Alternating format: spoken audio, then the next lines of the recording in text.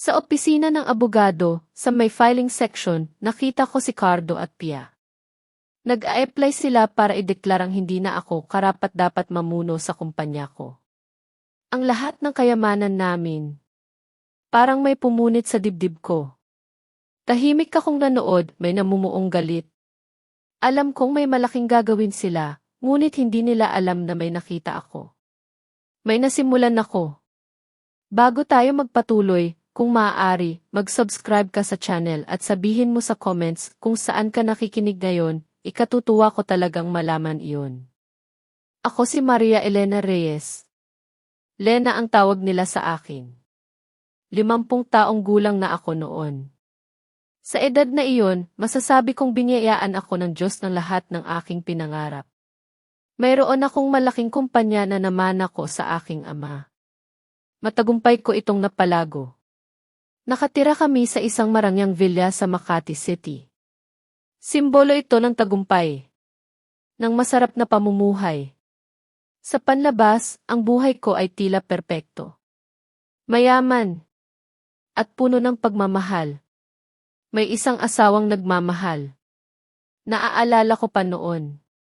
Hindi pa nagtatagal. 3 taon pa lang kaming kasal ng aking asawa, si Ricardo de la Cruz. Cardo ang tawag ko sa kanya. Isang gabi, ipinagdiriwang namin ang aming anibersaryo. Sa isang piling-piling kainan sa Legazpi Village. Sa gitna ng Makati. Ang ilaw sa loob ng restaurant ay nagbibigay ng mainit na pakiramdam.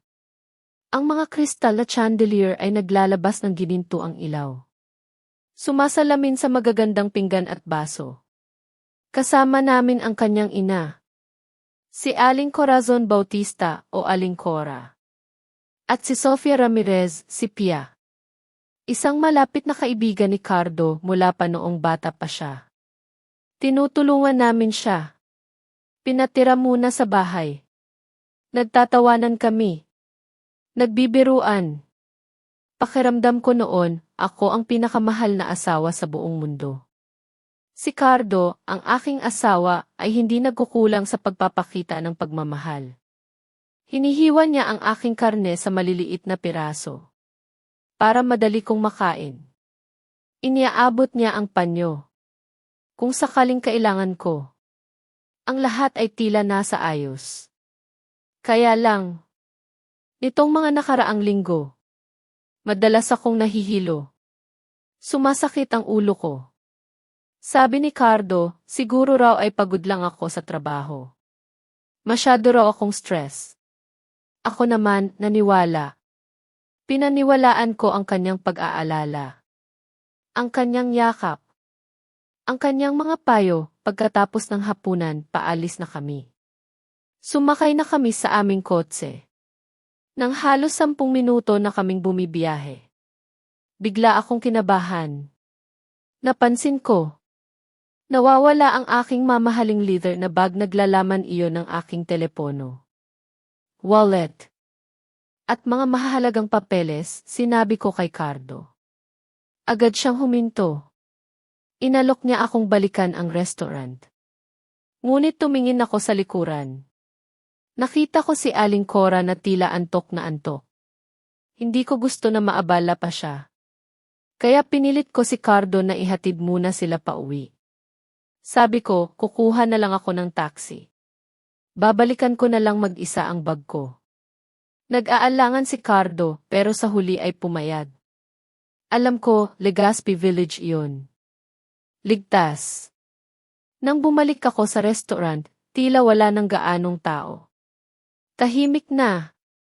Pagpasok ko sa pinto, may isang lalaki ang lumapit sa akin. Siya si Mang Tonyo Mercado, ang manager ng restaurant. Kilala ko siya. Ngunit ibang-iba ang kanyang mukha ngayon. Matigas. Maputla. Ang mga mata niya seryoso. Wala ang kanyang nakasanayang ngiti. Hinawakan ako ni Mang Tonyo sa braso. Magalang pero mahigpit. Dinala niya ako sa isang silid. Opisina niya. Nilock niya ang pinto. Lalo akong kinabahan. Ano kaya ang nangyayari? Bago pa ako makatanong, bumulong siya. Ang mga salitang binitawan niya, bumalot sa akin ng matinding takot. Ma'am, kailangan niyo pong maging matatag, sabi niya. Halos pabulong. Huwag kayong sisigaw o mawawalan ng malay pagkatapos ninyong makita ang recording na ito. Ang ginawa ng asawa ninyo sa video na iyon ay nagpatumba sa akin. Team Lena, bumibilis ang tibok ng puso. Nang pindutin ni Mang Tonyo ang play sa malaking monitor ng Kiki. Ang aking puso ay tila tumigil sa pagtibok. Sa malaking screen, nakita ko ang aking sarili. Tumayo. At naglakad patungo sa banyo. Walang tao sa aking upuan. Naiwan si Cardo, si Aling Cora, at si Pia. Sa una, normal lang ang kanilang pag-uusap. Ngunit ilang segundo pa. Nang mawala ako sa paningin ng kamera. Nagbago ang lahat. Ang mainit na ngiti ni Cardo. Bigla itong nawala. Napalitan ng isang malamig. Tila nagbibilang. Tila may pinaplano.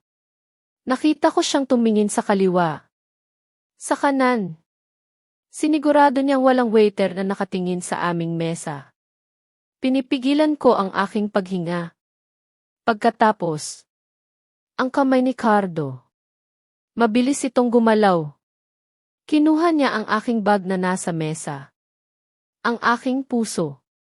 Tila nabasag. Nakita ko si Cardo. Binuksan niya ang aking bag, ang galing niya. Para bang alam niya ang bawat sulok. Bawat laman. Inilabas niya ang isang maliit na puting bote. Kinilala ko iyon. Ang aking bote ng bitamina. Ng iron supplement. Ito ang iniinom ko gabi-gabi. Payo ng doktor. Dahil sa aking pagkahilo. Sa aking pagsakit ng ulo, sa screen, binuksan ni Cardo ang takip ng bote. Walang pag-aalinlangan. Ibinuhos niya ang lahat ng laman. Ang mga totoong bitamina. Sa isang papel na napkin. Nakahanda na iyon sa kanyang kandungan. Pagkatapos, kinumot niya ang napkin. Ang mga bitamina. Ipinasok niya sa bulsa ng kanyang suot na jacket, nang wala ng laman ang bote. Idinukot ni Cardo ang kanyang kamay sa bulsa ng kanyang pantalon. Naglabas siya ng isang maliit na plastic bag, mailaman itong ibang mga gamot. Magkapareho ang hugis. Magkapareho ang kulay. Ng mga bitamina ko. Sa isang mabilis na galaw. Tila sanay na sanay. Ibinuhos niya ang mga kakaibang gamot sa bote ng aking bitamina. Isinara niya. Inalog ng bahagya. Para magmukhang normal. Ibinabalik niya sa aking bag sa eksaktong posisyon. Ang lahat ng iyon. Nangyari. Sa loob ng wala pang isang minuto. Tinikom ko ang aking bibig. Pinipigilan ang tili. Na gustong lumabas. Umuulan ang luha sa aking mga mata. Ngunit pinilit kong manood. Ang pinakamasakit. Nangyari pagkatapos. Nakita ko si Aling Cora. Ang babaeng itinuring kong sariling ina. Kitang-kita niya ang lahat ng ginawa ni Cardo. Sa halip na pigilan. O magulat. Tinakpan ni Aling Cora ang kanyang bibig. Habang tumatawa. Mahina lang. Pero tawang-tawa. Umuga ang kanyang katawan sa kakatawa. Pagkatapos. Naglakad si Aling Cora. Yumuko ang ulo. Umikot ang mga mata. Ikinaway niya ang kanyang mga kamay. Ginagaya ang galaw ng isang taong may sakit sa pag-iisip. O tuliro. Itinuro ni Aling Cora ang aking bakanting upuan. Patuloy sa paggaya. Ng isang baliw, si Pia. Ang aking tinuring na kaibigan. Ang aking tinulungan. Nakita ko siyang lumapit. Binulong niya ang kung ano sa tainga ni Cardo. Bagamat walang tunog sa recording. Ang galaw ng labi at ekspresyon ng mukha ni Pia. Nagpapakita ng buong suporta. Nakita ko pa si Pia. Hinaplos ang balikat ni Cardo. Nang may pagmamalaki. Tila pinupuri ang tagumpay ng isang malaking plano. Ang tatlo. Nagtaas ng baso. Nagtoast. Nang lihim. Ilang sandali bago ako muling bumalik. Mula sa banyo.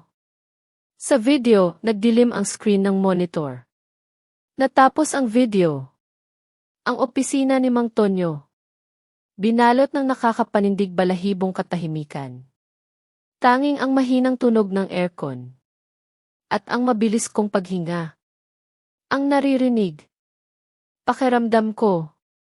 Gumuho ang aking mundo. Nanghina ang aking mga binti. Halos bumagsak ako. Kung hindi ako nakakapit sa matibay na mesa. Nahihilo ako. Nasisikmura. At pinagtaksilan sa pinakamabangis na paraan. Ang aking asawa. Ang aking biyenan. Ang aking kaibigan. Ang mga inalagaan ko. Ang mga minahal ko. Nagpakita ng tunay na kulay. Mga lobong nagbalakayo bilang tupa, agad na inilapit ni Mang Tonyo ang isang silya. Inanyayahan akong umupo. Pagkatapos, kumuha siya ng isang maliit na bote. Mula sa drawer ng kanyang desk. Inilagay sa harap ko. Ito ang orihinal na bote ng bitamina. Ang aking bitamina. Ipinaliwanag ni Mang Tonyo. Pagkaalis namin. Inutusan niya agad ang mga cleaning staff na tingnan ang basurahan sa palikuran ng mga lalaki. Dahil nakita niya na pumasok si Cardo sa banyo bago kami umalis. Nakita nila ang papel na napkin. Kasama ang mga tunay kong bitamina. Na itinapo ni Cardo, nagpakita ng seryosong tono si Mang Tonyo. Sinabi niyang may pinag-aralan siya. Sa larangan ng parmasya. Bago siya nagpalit ng propesyon. Bilang manager ng restaurant. Ipinaliwanag niya. Ang mga tableta na inilagay ni Cardo sa aking bote. Hindi ito laso na nakakamatay agad. Kundi isang uri ng iligal na gamot. Psychotropic drugs. Napakalakas. Nagdudulot ito ng kakilakilabot na epekto. Kung regular na iinumin ng isang malusog na tao. Mga epekto ng gamot. Mga visual at auditory hallucinations. Labis na pagkabalisa. Paranoia. Pagkalito. At pagkawala ng kamalayan sa realidad. Binigyang diin ni Mang Tonyo. Ang layunin nila. Hindi ako patayin. Kundi para magmukha akong baliw. Ang mga sintomas ng pagkahilo. At pagsakit ng ulo. Na naramdaman ko nitong huling buwan. Malamang. Ito ang mga paunang epekto. Ng pagbibigay ng maliit na dosis ng gamot. Na marahil ay inihalo nila sa aking pagkain o inumin. Sa bahay. Natahimik ako. Pinoproseso ang lahat ng impormasyon. Ang mga kakaibang pangyayari. Nitong mga nakaraang linggo. Nagsimulang magtugma. Madalas akong nakakarinig ng mga bulong sa gabi. Akala ko mga guni-guni lang. Madalas akong nakakaramdam ng mga anino ng tao sa mga sulok ng silid. Madalas kong nakakalimutan kung saan ko inilagay ang mga bagay. Hindi pala sakit. Kundi manipulasyong kemikal. Ipinasok sa aking katawan. Ng taong natutulog sa tabi ko. Gabi-gabi.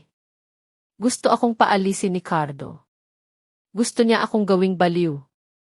Naintindihan ko ang motibo sa likod ng lahat ng ito. Kung idedeklara akong walang kakayahang pangkaisipan.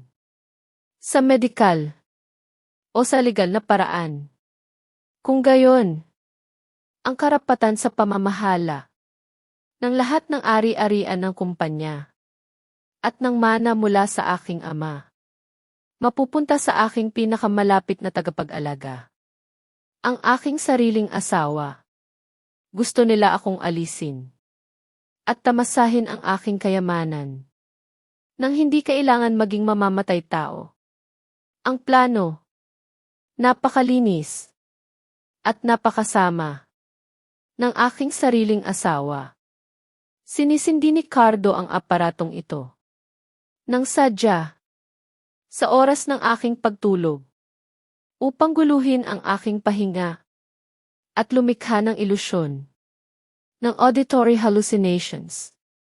Kinuha ko ang litrato ng device bilang ebidensya. Pagkatapos, ibinalik ko ang painting sa orihinal nitong posisyon. Para hindi maghinala si Cardo, hindi pa ako nasiyahan. Sa aking pagkausyoso, narinig ko ang malalabong boses mula sa ibabang palapag. Naglakad ako ng palihim. Walang sapin sa paa. Lumabas ako ng kwarto. Dahan-dahan akong bumaba ng hagdan. Iniiwasan ang mga bahagi ng kahoy na madalas maglikha ng ingay. Madilim ang bahay. Ngunit may mahinang ilaw mula sa sala. Ang pag-uusap ni Cardo at Pia. Naririnig ko ng mas malinaw. Habang papalapit ako, bumibilis ang tibok ng puso ko. Takot akong matuklasan. Ngunit kailangan kong malaman kung ano ang kanilang pinag-uusapan. Nagtago ako sa likod ng dingding na naghihiwalay sa sala at sa pangunahing silid mula sa puwang ng isang pangdekorasyon ng muebles. Nakita ko si Cardo at Pia. Nakaupo, magkatabi sa sofa. Napakalapit ng kanilang posisyon. Mas malapit kaysa sa makatwirang limitasyon ng magkakapatid na adopted, nakapatong ang ulo ni Pia. Nang malambing sa balikat ni Cardo, habang hinahaplos ni Cardo ang buhok ng babae. Ang eksenang iyon nagdulot sa akin ng pagkasuklam. Nais kong sumuka. Ang pagtataksil na ito lumalabas na mas malalim at mas marumi kaysa sa inakala ko. Hindi lang sila nagkakasabwat para sa kayamanan, kundi nagtataksil din sa likod ko. Narinig ko si Cardo. Mahinang tumatawa at sinabi na ininom ko na raw ang dosis. Ngayong gabi, sinabi niyang, bukas, sa pulong ng kumpanya, ang epekto ng gamot ay aabot sa pinakamataas na punto. Kung iinumin ko pa ang dosis sa umaga, buong kumpiyansa, sinabi ni Cardo, na ako raw ay siguradong mapapahiya sa harap ng mga shareholders. Kaya mas lalong titibay ang dahilan para ipasok ako sa mental health facility. Sumabat si Pia sa malambing na tono.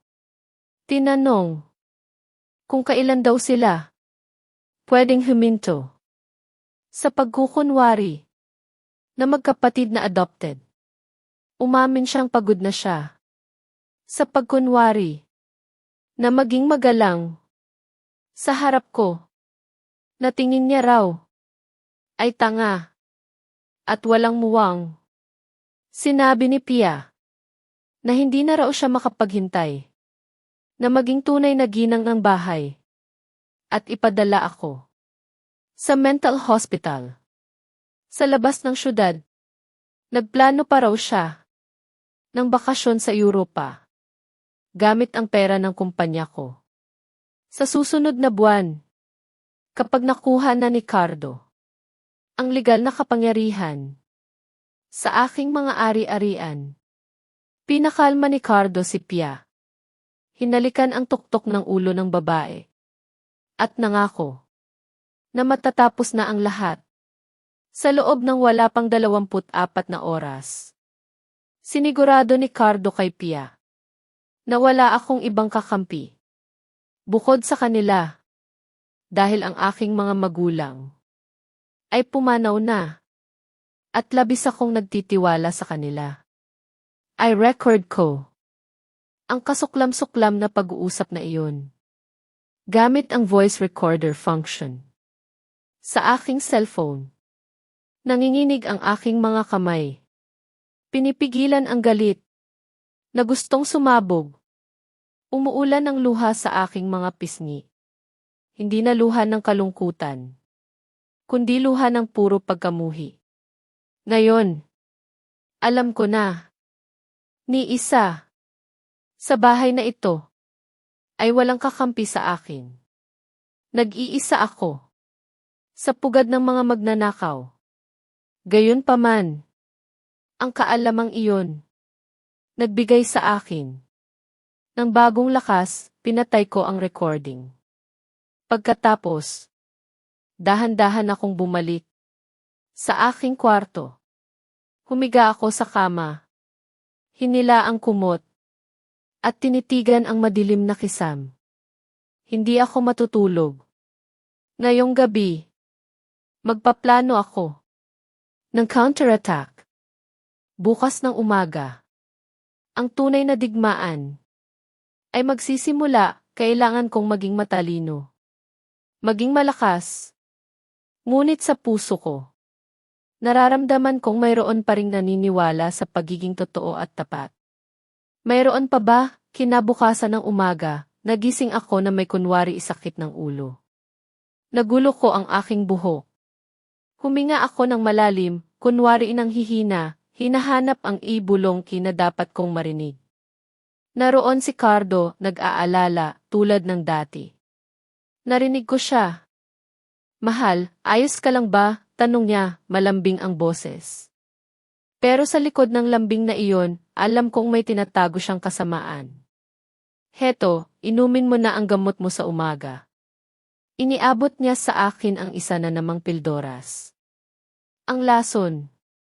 Ginamit ko ang parehong taktika. Ipinuslit ko ang gamot sa ilalim ng aking dila. Nagkunwari akong ininom. Ngumiti siya. Ayan, ganyan ang asawa ko. Para gumaling ka na. Pagkatapos noon, umalis sila. Si Cardo, si Pia, at si Aling Cora. May mahalagang lakad daw sila. Alam kong ito na ang aking pagkakataon. Ang gintong pagkakataon. Agad kong tinawagan si Attorney Miguel. Sinabi ko ang lahat. Ang bawat detalye.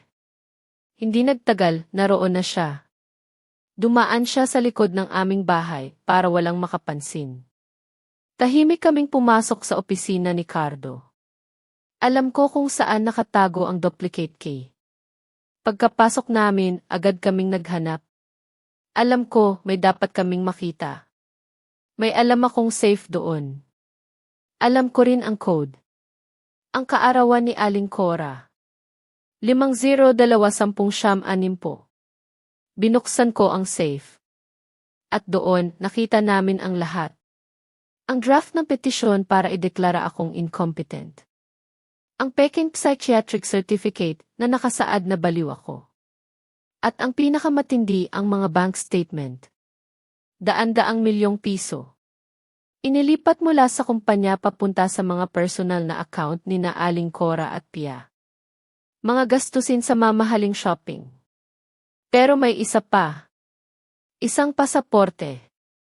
Kay Pia. Ibang apelyido. Nakalagay, divorced. At isang lumang wedding photo. Si Cardo at Pia. Magkayakap, naghalikan. 5 taon bago kami ikasal ni Cardo. Nakita ko ang mga detalye. Hindi pinsan. Hindi. Asawa. Asawa ni Cardo. Ang dati niyang asawa. Ang lihim niyang asawa. Napasinghap ako. Ang sakit. Ang galit. Hindi na lamang pera ang usapan. Puso. Damdamin. Buhay, bigla narinig namin ang tunog ng sasakyan. Si Cardo. Ang bilis niya. Nagmamadali. Attorney Miguel, mabilis. Magtago po kayo, bulong ko. Mabilis siyang pumasok sa malaking aparador, pumasok si Cardo. Nagulat siya nang makita ako sa opisina niya. Anong ginagawa mo rito, mahal? Tanong niya, may pagdududa, nag-acting ako. Nagkunwari akong nalilito. Cardo, naririnig ko ang mga boses. Sinasabi nila sa akin na pumunta ako rito. Hinahanap kita. Nag-iisa ako. Yumakap ako sa kanya, kunwari inanghihina, napangiti siya. Ayan, ang gamot, gumagana, bulong niya sa sarili, ngunit narinig ko. Nagtagumpay ako. Sa sandaling iyon, hindi nagtagal, dumating si Aling Cora. May bitbit siyang amoy sarap na nilagang karne. Ito ang tanghalian mo, anak, sabi niya, puno ng kunwari ipagmamahal. Alam ko. Alam kong bitag ito. Alam kong ito ang final blow. Isang high-dose poison para tuluyan akong mawalan ng kakayahan bago ang meeting. Maaari po bang kumain ako sa labas, Aling Cora? Tanong ko, kunwari inasusuka. Para makahinga ng sariwang hangin. Nag-alangan siya, pero pumayag din habang papasok siya sa kusina para kumuha ng tubig. Mabilis kong kinuha ang plato. Nakita ko ang pusa. Isang ligaw na pusa na madalas lumapit sa aming bahay. Nagugutom, ibuhos ko ang buong nilaga sa maliit na bolang pusa. Inubos niya ito. Walang pag-aalinlangan. Nagtago ako sa likod ng malaking halaman, pinapanood ang pusa. Mga 15 minuto. Nagsimula ang paghihirap. Nanginginig ang buong katawan ng pusa. Sumisigaw. Ang mga mata niya, lumuluwa. Nangingisay. Lumabas ang puting bula sa kanyang bibig. Nagpagulong-gulong siya sa damuhan. At namatay. Sa harap ko, ang puso ko, kumirot. Naawa ako sa pusa. Isang inosenteng nilalang. Pero alam kong kinakailangan iyon. Lumabas si Aling Cora, may hawak na baso ng tubig. Nakita niya ang pusa. Nanlamig ang mukha niya. Namutla. Nanginginig ang kanyang mga kamay. Anong nangyari dyan? Bulong niya, halos hindi makapaniwala.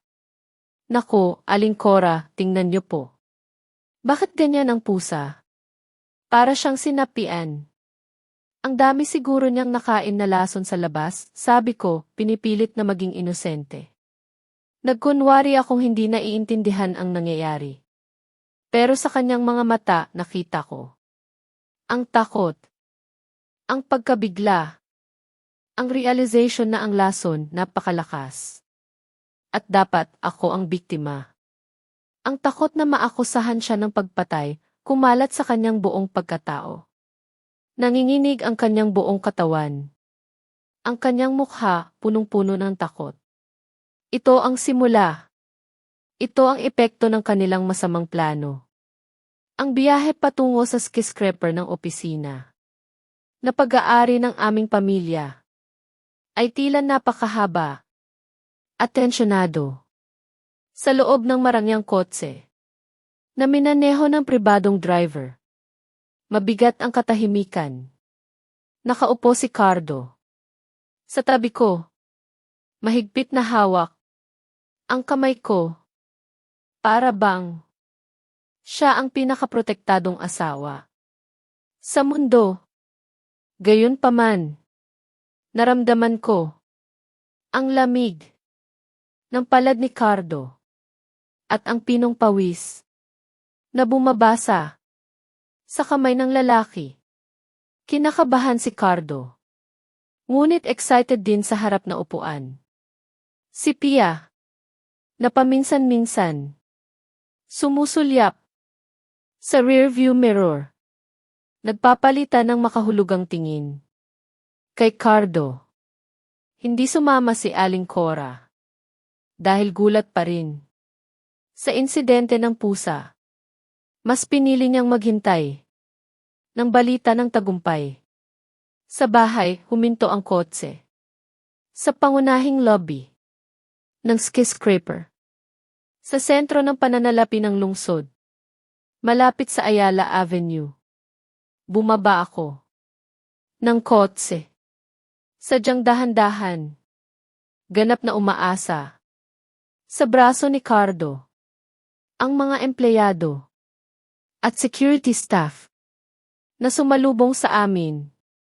Tiningnan ako ng may halo-halong damdamin, may awa at may pagkabahala.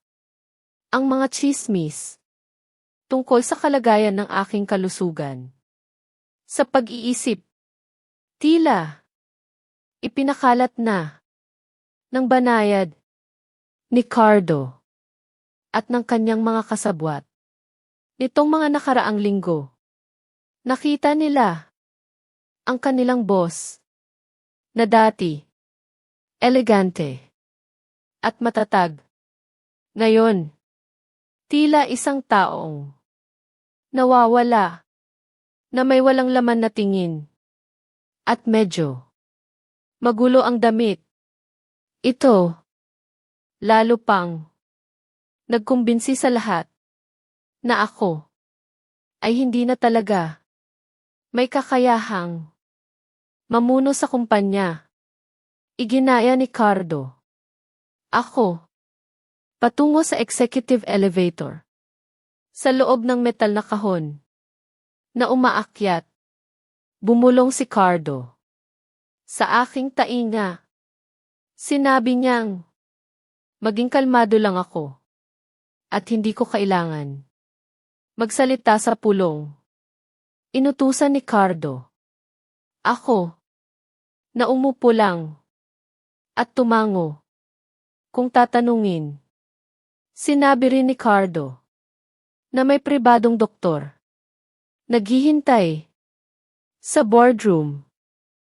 Handa para bigyan ako ng karagdagang bitamina sa pamamagitan ng iniksyon. Kung sakaling bigla akong mahilo, alam kong ano ang ibig sabihin ng mga karagdagang bitamina. Isang iniksyon ng high-dose sedatives na agad akong papawalan ng malay kung magsisimula akong lumabas sa script ni Cardo. Bumukas ang mga pinto ng elevator. Sa pinakamataas na palapag, naglakad kami sa pasilyo ng makapal na karpet patungo sa pangunahing boardroom. Sa harap ng dobleng solidong pinto ng kahoy, nakatayo ang isang lalaki na may puting lab coat. Ipinakilala ni Cardo bilang si Attorney Torres. Ang lalaki, bitbit ang isang medical bag. Tiningnan ako nang may mapanuring tingin, tulad ng isang berdugo na nagpapahalaga sa hayop. Tumango si Attorney Torres kay Cardo. Nagbigay ng senyales na handa na siya kasama ang kanyang gamit. Ako, yumuko lang. Itinatago ang galit sa aking mga mata. Bumukas ang mga pinto ng boardroom. Ang malamig na hangin ng aircon at ang amoy ng mamahaling kape. Agad kaming sinalubong. Sa paligid ng malaking oval na mesa, nakaupo ang 100 ng mahahalagang tao. Sila ang mga shareholders, ang board of directors, at ang mga division head. Ang kanilang mga mukha, tila seryoso at tensyonado. Naging tahimik agad nang pumasok kami ni Lena. Ang lahat ng mata nakatutok sa akin. May mga tingin ng pag-aalala at mayroon ding pagkasuklam. Si Cardo, buong kumpiyansa. Iginaya ako. Umupo sa silya ng presidente. Sa dulo ng mesa. Pagkatapos, siya mismo umupo sa silya. Sa kanyang kanan, ang posisyon na karaniwang okupado ng Vice Presidente. Umupo si Attorney Torres sa isang karagdagang silya, sa isang sulok ng silid. Alerto, binuksan ni Cardo ang pulong gamit ang kanyang bariton na boses. Natunog, otoritibo, at puno ng empasya. Nagsimula siya sa pagpapasalamat sa presensya ng mga shareholders. Pagkatapos, na may peking malungkot na mukha, nagsimula siyang magkwento tungkol sa aking kalusugan. Sinabi ni Cardo na may labis na pagkalungkot. Kailangan daw niyang ipaalam na ako, ang kanyang asawa, ay nakakaranas ng matinding karamdaman sa pag-iisip nitong mga nakaraang araw. Binanggit niya ang mga komplikadong medical terms. Nag-imbento ng mga kwento tungkol sa mga hallucinations, paranoia, at emotional instability na naglalagay sa panganib sa kumpanya kung ang pamumuno ay mananatili sa aking mga kamay. Nagsimulang magbulungan ang mga dumalo sa pulong. Ang ilan tumango, tila nagkukumpirma sa mga tsismis na kanilang narinig. Ipinagpatuloy ni Cardo ang kanyang talumpati. Sinabi niyang upang iligtas ang kumpanya mula sa pagkawasak dahil sa mga irasyonal na desisyon. Siya, bilang lehitimong asawa at pinakamalapit na tagapag-alaga, ay nag-aalok upang pansamantalang akuin ang lahat ng kapangyarihan at karapatang bumoto mula sa akin sa pamamagitan ng legal na mekanismo ng incapacitation. Si Pia, na nakaupo sa hilera ng mga kalihim, mabilis na ipinamahagi ang mga kopya ng huwad na medikal na dokumento at ang draft ng power of attorney na dapat pirmahan ng board bilang pag-apruba. Pagkatapos, humarap si Cardo sa akin. Tinitigan ako ng may nakakatakot na tingin na nakakubli sa isang banayad na ngiti. Tinanong niya ang forum kung mayroon bang mga pagtutol o kung gusto ba nilang marinig ang ilang salita mula sa akin. Bagamat nagdududa si Cardo na ako ay makapagsasalita ng malinaw. Isang matandang board member, tapat sa aking ama, nagtaas ng kamay. Hinihiling na ako ay magsalita. Tila medyo tensyonado si Cardo.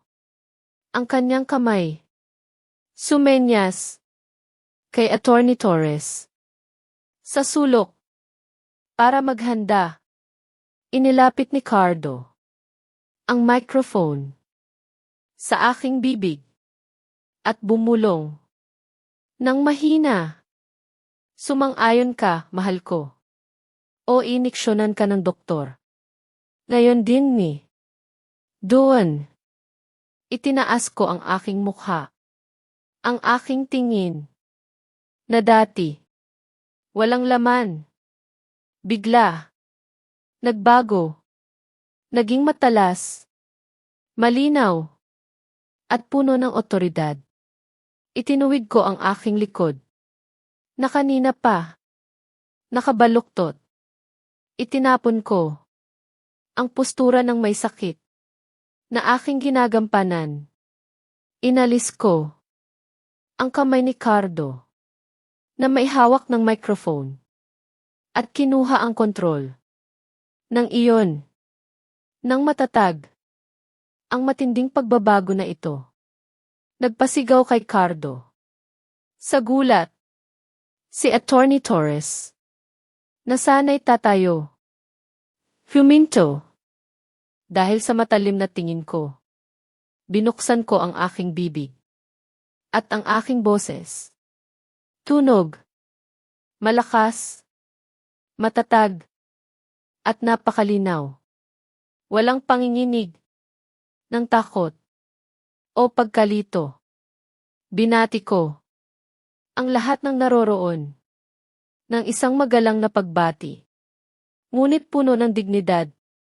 Magandang hapon po sa inyong lahat. Salamat sa inyong pag-aalala sa aking kalusugan. Ngunit nais kong itama ang isang malaking pagkakamali na ipinahayag lamang ng aking asawa. Huminto ako. Sandali. Hinayaan kong ang tensyon ay bumalot. Sa buong silid nagsimulang pawisan. Nang malamig si Cardo. Namutla ang kanyang mukha. Sinubukan niyang pigilan ako. Sinabing ako raw ay nagdedeliryo. Ngunit itinaas ko ang aking kamay. Isang galaw ng utos na manahimik, napakalakas. Kaya si Cardo ay napatahimik. Hindi ako baliw, ipinagpatuloy ko. Sa isang boses na umalingaw-ngaw sa buong silid. Hindi ako may sakit. Hindi ako naghahalusinate.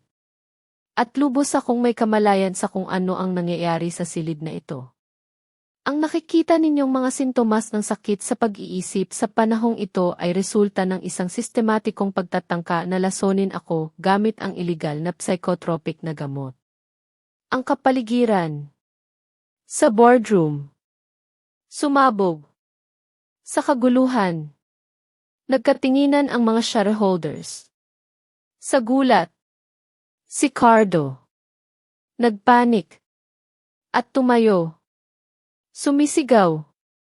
Na ako raw ay nagkaka-episode. At nagdedeliryo. Inutusan niya si Attorney Torres. Na kumilos.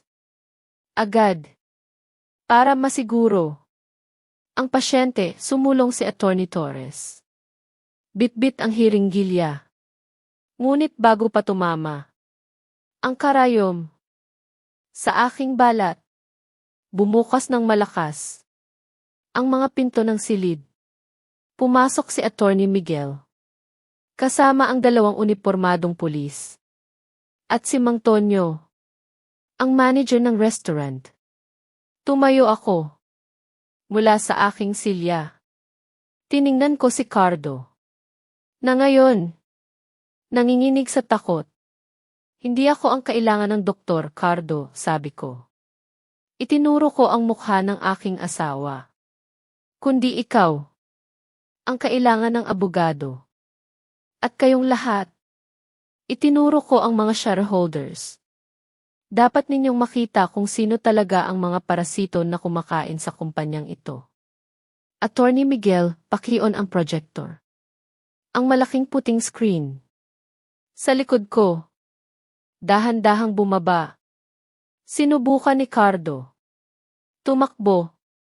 Patungo sa laptop. Na nakakonekta sa projector. Para tanggalin ang cable. Ngunit hinaharangan. Ang kanyang daan. Ng pulis. Nakulong siya. Nahuli. Sa bitag. Na siya mismo. Ang gumawa. Ngumiti ako. Nang bahagya.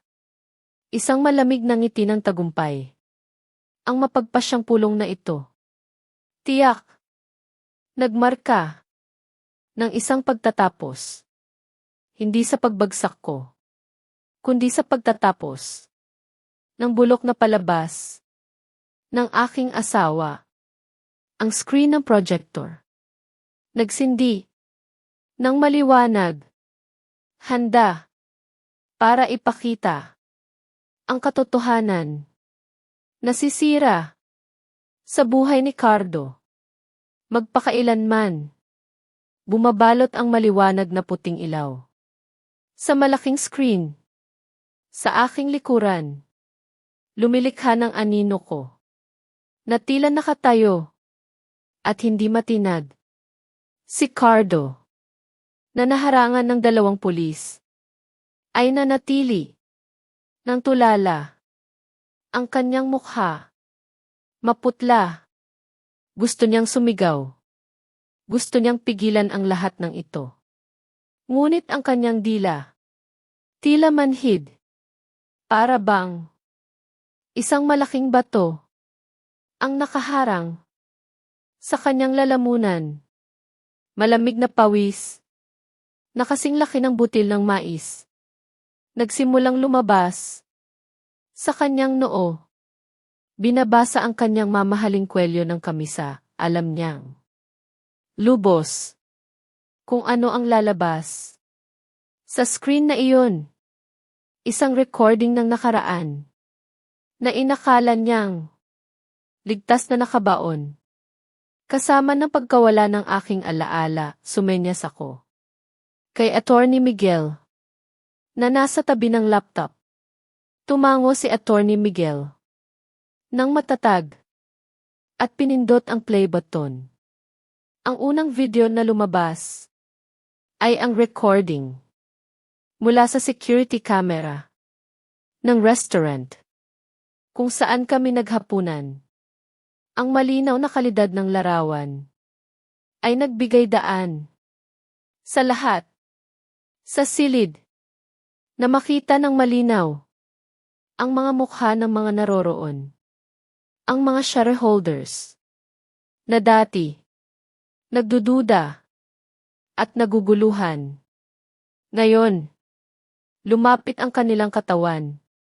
Nagpapalaki ng mata upang makita ang mga detalye ng totoong pangyayari.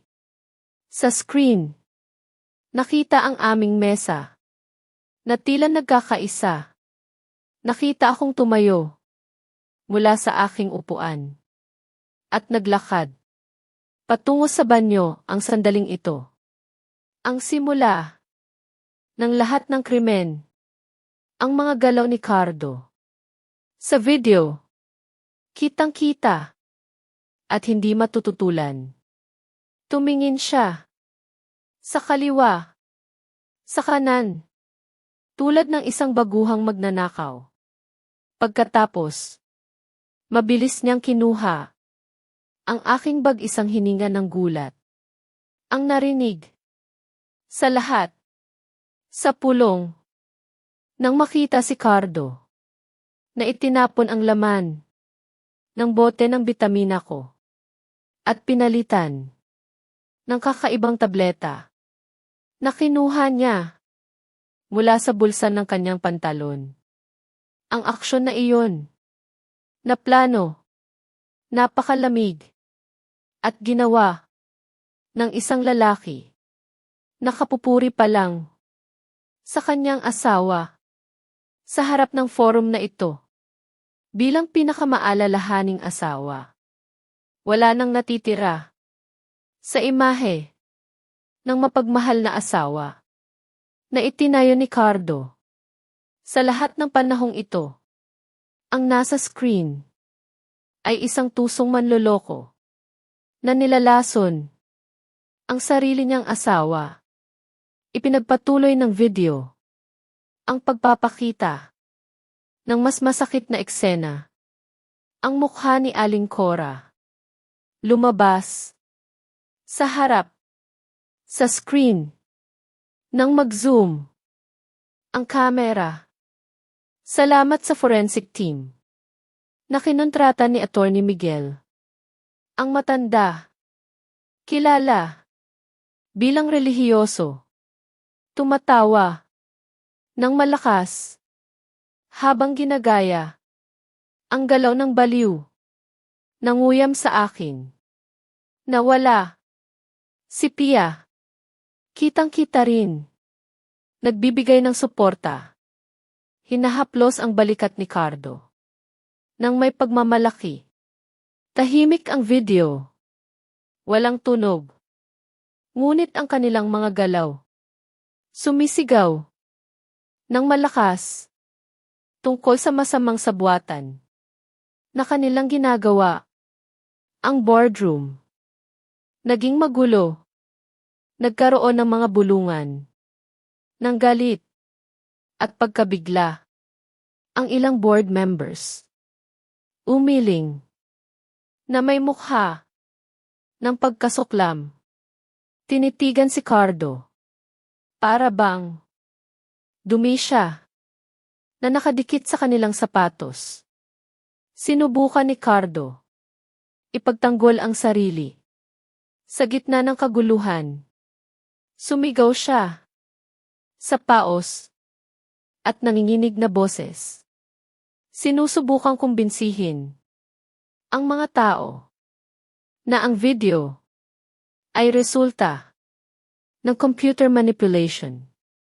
Inakusahan niya ako na nagbayad ng mga eksperto sa teknolohiya para siraan siya. Pinilit niyang ito ay peking video. Isang video na gawa ng artificial intelligence para ibagsak ang kanyang kredibilidad bilang pinuno ng kumpanya. Ngunit, hindi ko siya binigyan ng pagkakataon na huminga. Agad kong inutusan si Attorney Miguel na i-play ang pangalawang file. Sa pagkakataong ito, hindi video, kundi audio recording. Isang tunog ng static ang narinig. Sandali. Pagkatapos, lumabas ang boses ni Cardo. Napaka-partikular, malinaw, at hindi matututulan. Ito ang recording ng pag-uusap ni Cardo at Pia sa sala kagabi na aking inirecord na nakatago sa likod ng dingding. Ang boses ni Cardo, tunog, mayabang, at puno ng tawa. Sinabing, ininom ko na raw ang lason at malapit na akong mabaliw. Narinig din ang boses ni Pia. Sumasabat sa malambing na tono. Nagsasalita tungkol sa bakasyon sa Europa at ang kanilang opisyal na kasal. Pagkatapos akong mawala, ang kanilang mga malulupit na salita umalingaw-ngaw sa bawat sulok ng silid. Bumalik sa mga dingding na nakabalot ng kahoy. Sinasaktan ang tainga ng sinumang nakarinig ang pag-amin ng kasalanan na iyon ay nagmula sa kanilang sariling mga bibig. Binabasag ang lahat ng akusasyon ni Cardo tungkol sa manipulasyon. Walang teknolohiya na kayang gayahin ang intonasyon ng galit at kasakiman. Nang ganoon, katiyakan ang mukha ni Pia na nakaupo sa likod na hilera ay puting-puti. Ngayon, sinubukan niyang yumuko. Itinatago ang kanyang mukha sa kanyang mahabang buhok. Umaasa na siya ay maglaho mula sa silid. Gayunpaman, ang matatalas na tingin ng mga dumalo ay tila binabalatan na siya ng buhay. Pagkatapos, humakbang ako. Huminto sa harap mismo ng screen na nagpapakita pa rin ng mukha ni Cardo. Sa security video, nagsalita ako sa isang kalmadong boses. Ngunit may diin. Ipinaliwanag ko na ang mga tableta na ipinasok ng aking asawa ay mapanganib na psychotropic substances. Dinisenyo upang sirain ang sistema ng nerbiyos at magdulot ng permanenteng hallucinations. Kung tuloy-tuloy. Nakakainin. Ipinakita ko. Pagkatapos, ang mga resulta ng laboratorio. Nakakakuha ko lang. Kaninang umaga. Na nagpapatunay. Na ang mga tableta. Na nakuha ko. Mula sa aking bag ay naglalaman. Ng nasabing substance. Ipinakita ko rin. Ang resulta. Ng aking sariling blood test. Na malinis.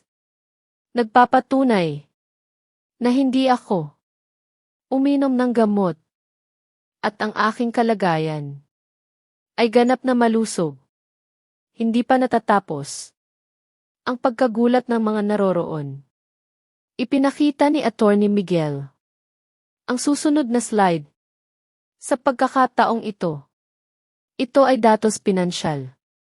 Mga hilera ng numero at mga graph na malinaw na ipinapakita. Mga ebidensya ng paglipat ng daan-daang milyong piso mula sa mga account ng kumpanya patungo sa mga personal na account ni Aling Cora at Pia. Pagbili ng alahas, mamahaling bag bagong kotse, at ang bayad sa down payment ng isang apartment. Lahat gamit ang pera ng kumpanya na nilustay ni Cardo sa pamamagitan ng pagpeke ng aking pirma. Ang huling dokumento na ipinakita ay ang litrato ng pasaporte ni Pia at ang litrato ng kanilang lihim na kasal.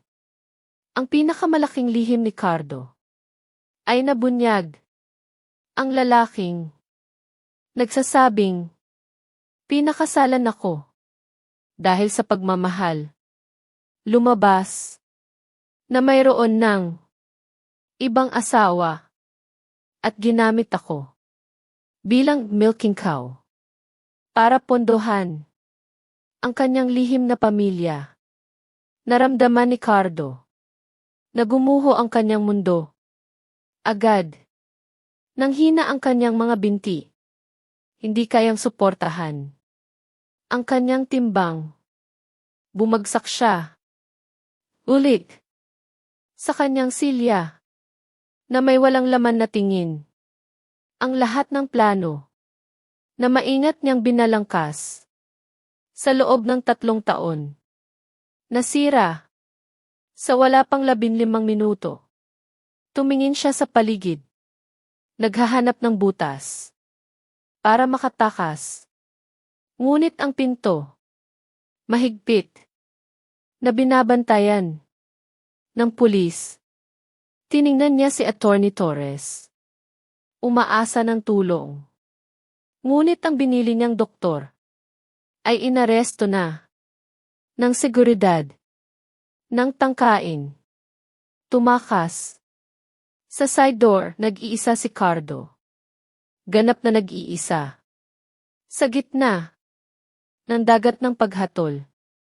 Isang matandang board member. Tumayo at malakas na hinampas ang mesa. Itinuro niya ang mukha ni Cardo gamit ang kanyang nanginginig na daliri. Dahil sa galit, ininsulto niya si Cardo. Tinawag siyang traitor at master scammer. Idineklara niya ang isang motion of no confidence at hiniling na arestuhin si Cardo agad at iproseso sa buong bigat ng batas. Ang kapaligiran ng pulong naging isang popular na paglilitis. Mga sigaw ng galit. Itinuro kina Cardo at Pia. Nagsimulang umiyak si Pia ng hysterical. Sumisigaw na sinusunod lang daw niya ang utos ni Cardo na siya raw ay pinagbantaan. At sa totoo lang, gusto niya akong bigyan ng babala. Ngunit natatakot siya. Sinusubukan niyang iligtas ang sarili. Isinasakripisyo ang kanyang asawa. Ang eksena, tunay na nakakaawa. At sa parehong oras, nakakapagbigay kasiyahan. Para sa akin, tinitigan ko ang kaguluhan. Walang ekspresyon. Walang labis na kagalakan. Tanging isang malalim na ginhawa. Dahil ang mabigat na pasanin sa aking mga balikat ay sa wakas, nalis, nakita ko si Cardo. Na ngayon, mukhang maliit at kahabag-habag. Ang lalaking dati aking sinasamba bilang pinuno ng pamilya. Ngayon, wala na, kundi isang kriminal na nahuli sa akto. Dahan-dahan akong lumapit sa mesa kung saan nakaupo si Cardo. Binuksan ng pulis ang daan. Tumayo ako nang maringal sa harap ni Cardo na nananatiling walang lakas. Tumingin si Cardo sa akin. Tinitigan ang aking mga mata. Sa mga matang iyon, umaasa siyang makakakita pa ng bakas ng pagmamahal o habag na pwede niyang samantalahin. Sinubukan niyang abutin ang aking kamay. Nagmamakaawa ng kapatawaran. Sa paos na boses, sinabi niyang nagkamali siya. Ginawa niya ang lahat ng ito dahil sa panggigipit ng kanyang ina na sa totoo lang, mahal niya ako. Gayunpaman, inalis ko ang aking kamay.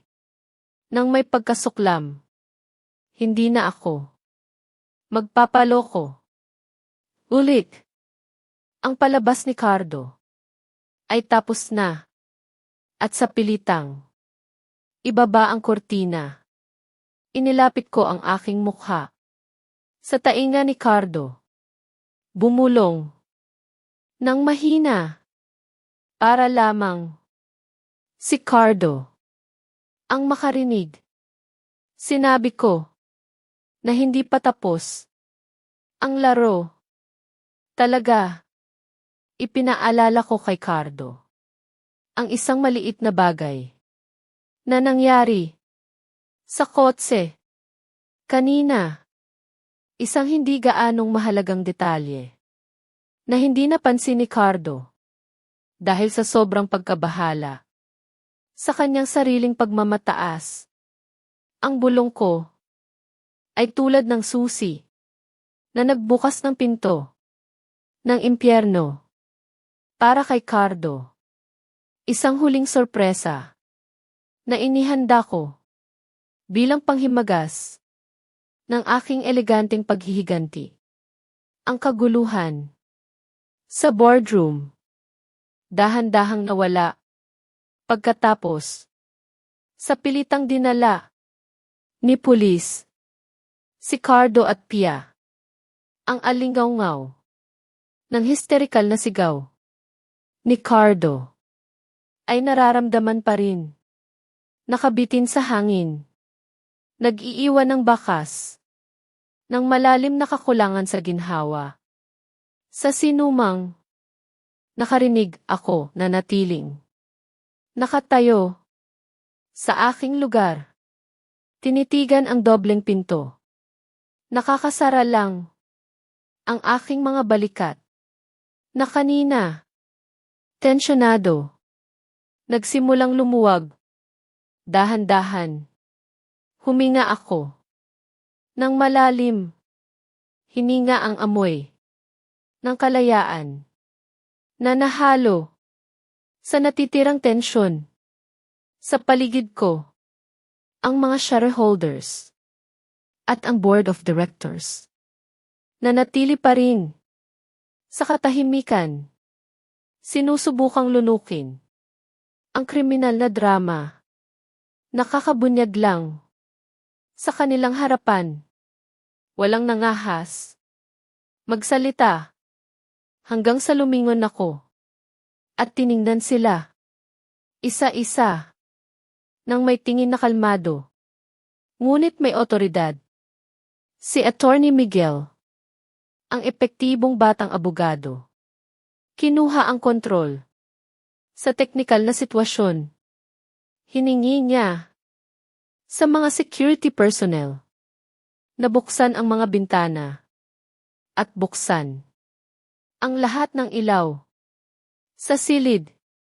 Upang baguhin. Ang madilim na kapaligiran. Nang mabilis. Ipinamahagi ni Attorney Miguel. Ang mga kopya.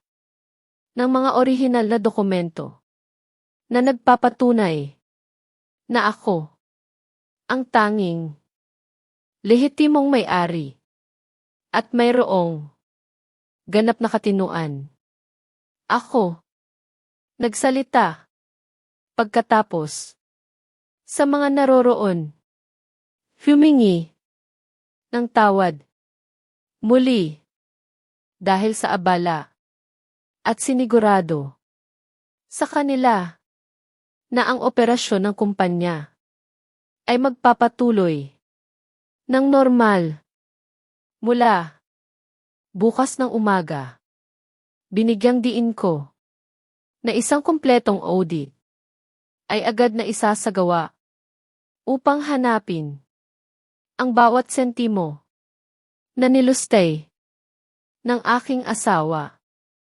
Ang aking profesional. At matatag na saloobin. Agad na nagpabalik. Ng tiwala. Ng mga investor. Ang mga nagduda sa akin. Ngayon. Tiningnan ako. Nang may bagong paggalang. Isa-isa. Binati nila ako. Nagbibigay ng suporta. At kinokondena. Ang masasamang gawa. Ni Cardo. Pagkatapos ng lahat ng iyon. Sa loob ng ilang araw.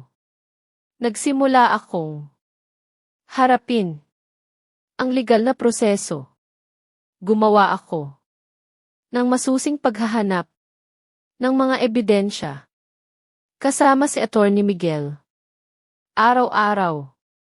Sumama ako sa kanya. Sa iba't ibang opisina. Ng gobyerno. Nagsumite kami. Ng mga dokumento. Nagbigay ng mga pahayag. Ang mga account. Nina Cardo, Aling Cora at Pia. Lahat. Na kanilang nilustay. Ay opisyal na. Na-freeze. Ang hustisya. Ay unti-unting. Ginagawa. Ngunit sa gitna ng lahat ng pagkilos na iyon. Sa gitna ng pag-aayos. Ng mga papeles. At pagkuha. Ng mga formal na pagkilala. Naramdaman ko. Ang isang kakaibang. Pagkabakante. Sa loob ko. Bumalik ako. Sa aking malaking bahay. Sa Makati. Ang bahay. Ngayon. Walang tao. At tahimik. Wala nang peking tawa. Ni Aling Cora. Wala nang malambing na reklamo. Ni Pia. At wala nang mapanlinlang na pagbati. Ni Cardo. Umupo ako. Sa sofa sa sala. Ang lugar. Kung saan. Madalas. Nila akong niloloko. Tiningnan ko. Ang paligid. Ng silid. Na ngayon. Pakiramdam ko. Napakalawak sa una. Binalot ako. Ng kalungkutan. Ngunit unti-unti. Ang damdaming iyon. Nagbago. Naging isang pambihirang katahimikan. Pakiramdam ko. Kagagaling ko lang. Mula sa isang nakamamatay.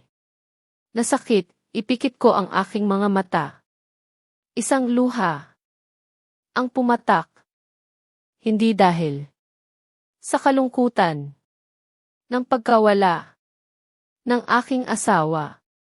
kundi bilang isang paraan ng paglabas ng emosyon para sa pagdurusa na aking tiniis. Na alala ko ang mga sandali ng peking kaligayahan kasama si Cardo.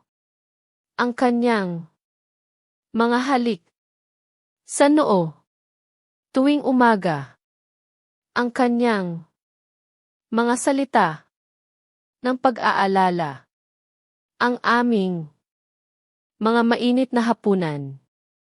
Ang sakit na halo sa matinding galit nang maisip ko na ang lahat ay isang mahusay na itinanghal na palabas. Ang tagumpay na ito, mayroon palang kapalit. Nakuha ko ang lahat, ngunit nawalan ako ng bahagi ng aking paniniwala sa pag-ibig, sa pamilya. Ang pagkabakante sa aking puso ay bahagi ng presyo na kailangan kong bayaran. Nagsimula akong makaramdam na ang pisikal na kalungkutan ay hindi kasing takot ng kalungkutan sa isang relasyon na puno ng kasinungalingan. Nahanap ko ang isang tiyak na kapayapaan sa tahimik na iyon.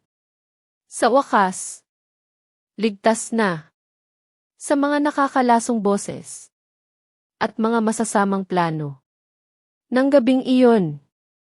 Sa unang pagkakataon, sa loob ng 3 taon, nakatulog ako nang mahimbing, nang walang takot, nang walang bulungan sa mga dingding, at nang walang pagtulog sa yakap ng katotohanan na aking nakuha sa mga gabing tulad nito.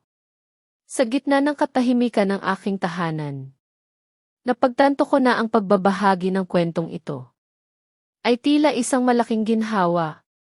Marahil sa pagdinig ninyo nito, nararamdaman kong hindi ako nag-iisa sa aking pinagdaanan. Salamat sa inyong pakikinig, at sana ay makahanap din kayo ng sarili ninyong kapayapaan. Isang buwan ang lumipas mula nang ang malaking bagyo ay humagupit sa aking buhay. Ang panahon, bagamat dahan-dahan, nagsimulang pagalingin ang mga di nakikitang sugat. Bumalik ang Makati City sa normal nitong rutina, at ang pangalan ni Cardo at ng kanyang pamilya ay naging pangunahing balita sa mga lokal na pahayagan bilang pinakanakakahiyang pamilyar na iskandalo ng panloloko sa taon. Gayunpaman, tulad ng anumang sensational na balita, ang atensyon ng publiko ay dahan-dahang lumipat, nag-iiwan sa mga may kasalanan upang anihin ang bagyo na kanilang itinanim sa katahimikan at pagdurusa. Malayo sa mga kamera. Sa umagang iyon, nakaupo ako sa aking silya sa opisina. Ang sikat ng araw mula sa malaking bintana sa aking likuran, lumikha ng isang halo ng liwanag na nagpatila sa akin, na nagniningning. Suot ko ang isang eleganteng navy blue na business suit. Ang aking mukha tila sariwa at mas malusog kaysa isang buwan na ang nakalipas. Walang dark circles sa ilalim ng mata At ang aking mga pisngi. May natural na kulay. Binasa ko. Ang huling ulat. Na inabot. Ni Attorney Miguel. Ang ulat. Naglalaman. Ng bod. Ng hatol ng korte. At ang kalagayan. Ng pagpapatupad. Ng mga ari-arian. Ng mga nahatulan. Isang mahinang ngiti. Ang lumabas. Sa aking mga labi. Habang binabasa ko. Ang kapalaran. Ng mga nagtangkang. Sirain ako. Si Cardo. Hinatulan. Ng 12 taong pagkakakulong. Dahil sa maraming kaso. Sinadya. Na pagtatangka. Ng pagpatay. Pagpeke ng dokumento. Paglulustay. At pag-abuso. Sa narcotics. Dahil sa malubhang pinsala. Sa kanyang kalagayan. Sa pag-iisip. Dahil sa labis na dosis. Sa panahon ng pag-aresto. Kailangan ni Cardo. Tuparin. Ang simula. Ng kanyang sentensya. Sa Psychiatric Prison Unit. Ng maximum security. Ang ulat. Binanggit. Na madalas. Sumisigaw. Si Cardo. Mag-isa. Sa gabi. Tumatawag. Sa aking pangalan. At sa kanyang ina. Palitan. Nabubuhay. Sa permanenteng takot. Sa mga halimaw. Na siya mismo. Ang lumikha. Ang lalaking. Sobrang nagmamahal. Sa kanyang itsura. Ngayon. Butot balat. Kalbo. At walang malay. Ang kanyang tingin. Nawala. Nawala. Ang lahat. Kagandahan. Katinuan. At kalayaan. Si Pia. Nakatanggap. Ng sentensya. Ng 8 taon. Napatunayan. Ang kanyang pagiging. May kasalanan. Sa pagpeke. Ng pagkakakilanlan. Pasaporte. At marital status. Pati na rin. Ang pagiging. Kasabwat. Sa mga krimen. Ni Cardo. Sa bilangguan ng mga babae. Si Pia. Nasanay. Sa madaling buhay. Ay naging. Target. Ng ibang. Mga bilanggo. Ang pinakabagong balita. Sinasabi. Na kailangan niyang. Magtrabaho. Sa laundry section. Ng bilangguan. Naglalaba. Ng damit. Ng ibang. Mga bilanggo. Gamit. Ang kanyang. Pinong kamay. Na dati. Mamahaling baglang. Ang hinahawakan. Madalas. Umiiyak siya. Hinihingi. Ang facial cream. Mga walang kwentang kahilingan. Na walang pumapansin. Ang kapalaran. Ni Aling Cora. Ay hindi. Kasing trahedya. Bagamat. Hindi siya. Nakakulong. Nang matagal. Tulad ni Cardo. Dahil sa kanyang edad. Nakatanggap siya. Ng 5 taon. Ngunit ang parusa. Sa lipunan. At ekonomiya. Ay mas masakit. Ang kanyang. Marangyang bahay. Ay sinamsam. At ibinenta. Sa subasta. Lahat ng kanyang. Alahas. At mamahaling ari-arian. Ay kinuha.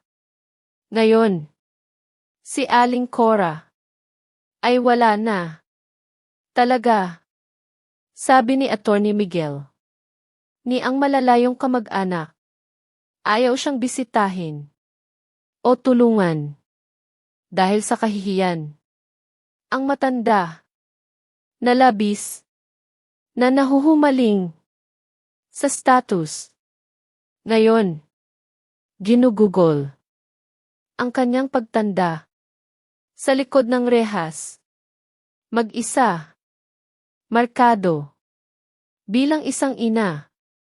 Na nabigo. Sa pagtuturo. Sa kanyang anak. At isang masamang biyenan. Isinara ko ang file. At inilagay. Sa drawer. Wala akong naramdamang. Labis na kasiyahan. Kundi. Isang tahimik. Na pasasalamat. Ang hustisya. Ay naipataw. Ng perpekto. Tumayo ako. Mula sa aking silya. Kinuha ang aking bag, ang parehong bag na nakalimutan ko. Nang gabing iyon. Ngunit ngayon. Mahigpit ko itong. Hawak. Mayroon akong. Mahalagang. Tanghaliang. Appointment. Ngayon. Hindi sa mga kliyente. Kundi. Sa isang taong. Nagligtas. Ng aking buhay sa mga araw na sumunod. Pagkatapos ng mga hatol. Ganap akong. Nakatuon. Sa muling pagtatayo. Ng aking kumpanya. At ng aking personal na buhay. Alam kong. Maraming trabaho. Ang naghihintay. Isang bagong simula. Iyon. Kasama si Attorney Miguel. Nagsagawa kami. Ng malalim na audit. Sinuri. Ang bawat sentimo. Ang bawat transaksyon. Tinanggal namin. Ang mga empleyadong. Hindi tapat. At nagtayo. Ng isang mas malinaw. Na sistema ng pamamahala. Kailangan naming. Linisin. Ang bawat sulok. Ng nakaraang katiwalian. Hindi madali.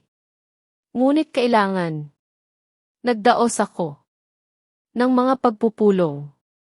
Sa aking mga empleyado. Isa-isa. Tiningnan ko sila sa mata. Ibinahagi. Ang aking bagong pananaw. Ang aking determinasyon. Nalinisin. Ang kumpanya. At ibalik. Ang dignidad nito.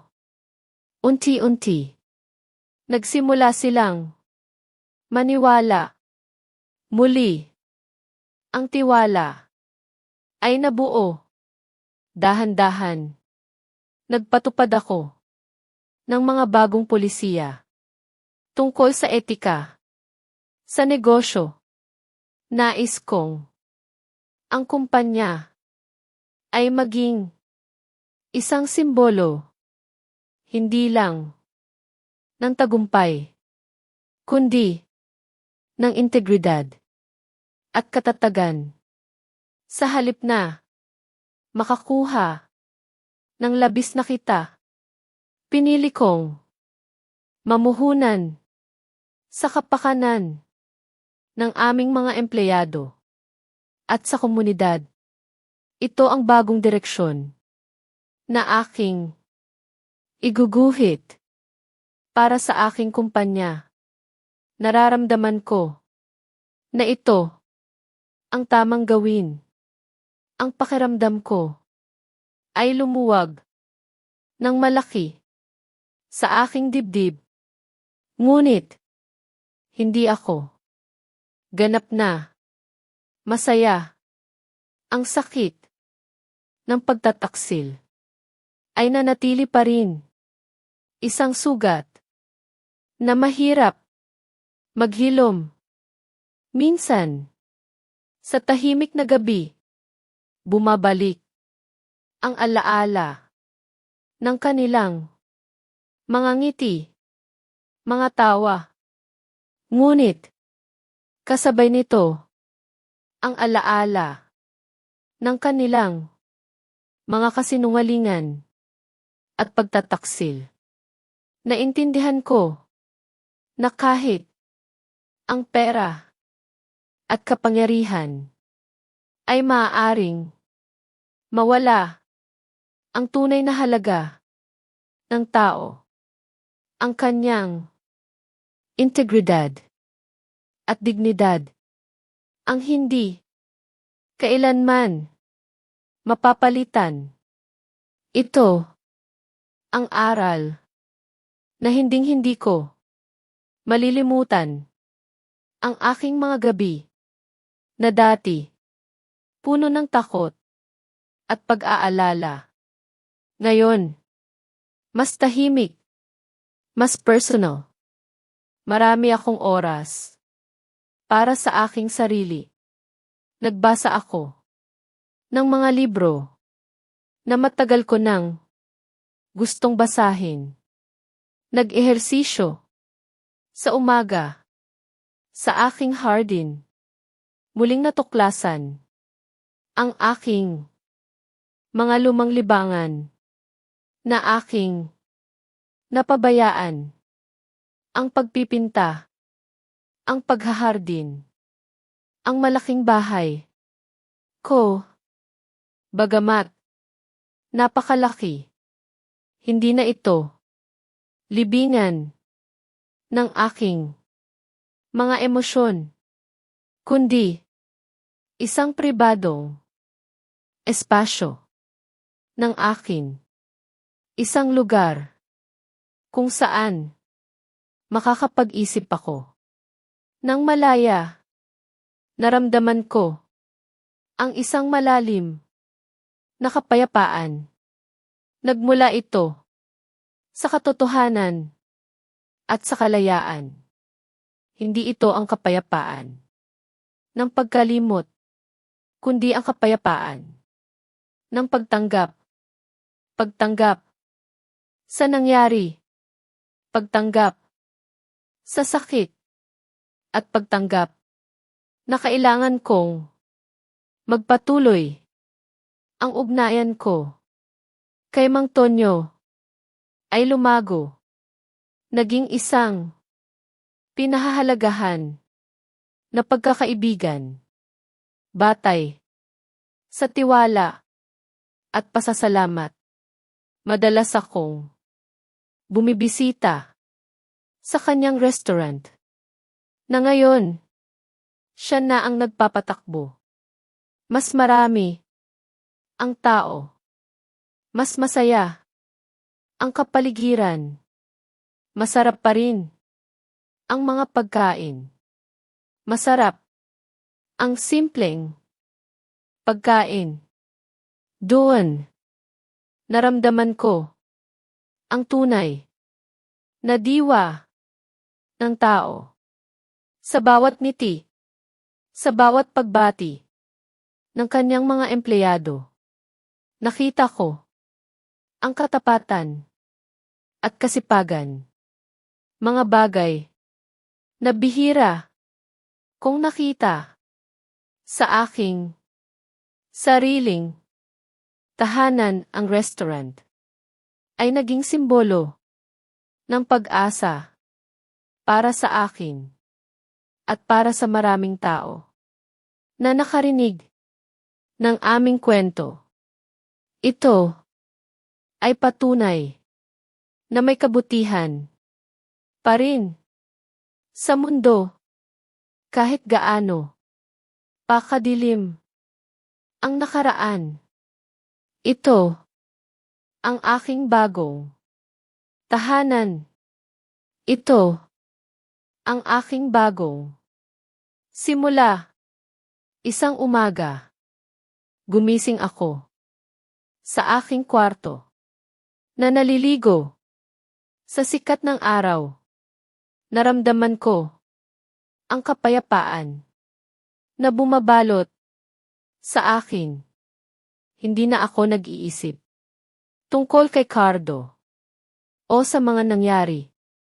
Nakatuon ako sa aking mga plano para sa araw na iyon. Ginala ko ang aking kaisipan sa mga taong nakasalubong ko sa aking paglalakbay. Nagpunta ako sa restaurant ni Mang Tonyo. Kitang-kita ko ang kanyang pagsisikap, nagdulot ng kasaganaan sa kanyang negosyo. Napakasarap ng mga simpleng pagkaing Pinoy. Doon, naramdaman ko ang tunay na halaga ng kabutihan kapag nailagay sa tamang lugar. Napagmunihan ko ang mga aral para sa mga magulang. Inisip ko si Aling Cora, ang kanyang bulag na pagpapakasakit para sa kanyang anak at ang bunga ng pagkontrol sa mga anak sa ngalan ng pag-ibig. Naintindihan ko na ang pag-unawa at paggalang ang tanging pundasyon upang mapanatili ang isang pamilya, hindi ang kontrol o ang mga maling inaasahan. Pinag-isipan ko ang mga aral para sa mga anak, sina Cardo at Pia, ang kanilang pagiging makasarili at kasakiman ang sumira sa kanila. Napagtanto ko ang halaga ng pasasalamat, ng responsibilidad, at walang sinuman ang may karapatan na ituring na natural lang ang pagmamahal ng magulang. Ang pagiging matanda ay hindi nagmumula sa pagkuha, kundi sa pagtatayo. Nagsimula akong pagmuni-munihan ang kalikasan ng tao sa modernong mundo. Ang linya sa pagitan ng katarungan at paghihiganti, ng katahimikan at pagkilos. Naintindihan ko na ang kabutihan ay tunay na mahalaga lamang kapag nailagay sa tamang lugar. At minsan, ang matalinong paghihiganti na hindi maingay ay isang forma ng paggising sa moralidad para sa mga nagsawalang kibo sa kasakiman. Naramdaman ko ang ganap na kalayaan. Wala nang pasanin ng kasinungalingan. Wala nang takot. Ako ang may-ari ng aking buhay. Isang araw, pagkatapos ng lahat, sumakay ako sa aking kotse. Tumingin sa unahan. Ang langit sa Makati City. Malawak. Hindi ko na ipahayag ang malaking tagumpay. Hindi ko rin ipahayag ang ganap na kaligayahan. Isang mahinang ngiti.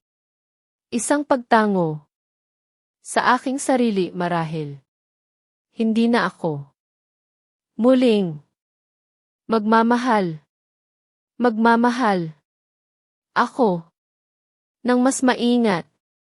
Ang buhay ay patuloy na lumalabas. Mayroon na ako ng aking sarili na buo muli. At iyon ay sapat na. Ang buhay, tulad ng isang mahabang biyahe, ay patuloy na nagtuturo sa atin ng mga aral. May mga sugat na naghilom May mga bakas na mananatili. Ngunit sa huli, natagpuan ko ang kapayapaan sa aking sarili. Ito ang aking kwento. Ng aking pagbangon, sa bawat kwento, may bahagi ng ating buhay na sumasalamin. Baka mayroon din kayong nais iparating. O nadarama. Matapos marinig ang aking salaysay. Kung ang ganitong mga kwento ay nagbibigay liwanag sa inyong puso. O nagbibigay ng pangunawa sa buhay. Patuloy nating pakinggan ang mga boses na ito. Maaari kayong sumama sa paglalakbay na ito sa pamamagitan ng pag-subscribe sa Luha at Katahimikan. Ang video na ito ay isang kathang-isip na kwento na hango sa mga karanasan sa buhay. Hindi ito ginawa upang husgahan ang sinuman, kundi upang maging tahimik na paanyaya sa pagninilay tungkol sa buhay at sa pakikitungo natin sa kapwa. Ang mga tauhan, pangalan, at lugar ay walang kaugnayan sa tunay na buhay at binago upang hindi makapinsala sa kaninuman. Naway makatulong ang kwentong ito upang kahit saglit ay maalala mo ang sarili mong buhay at ang mga mahalaga sa iyo.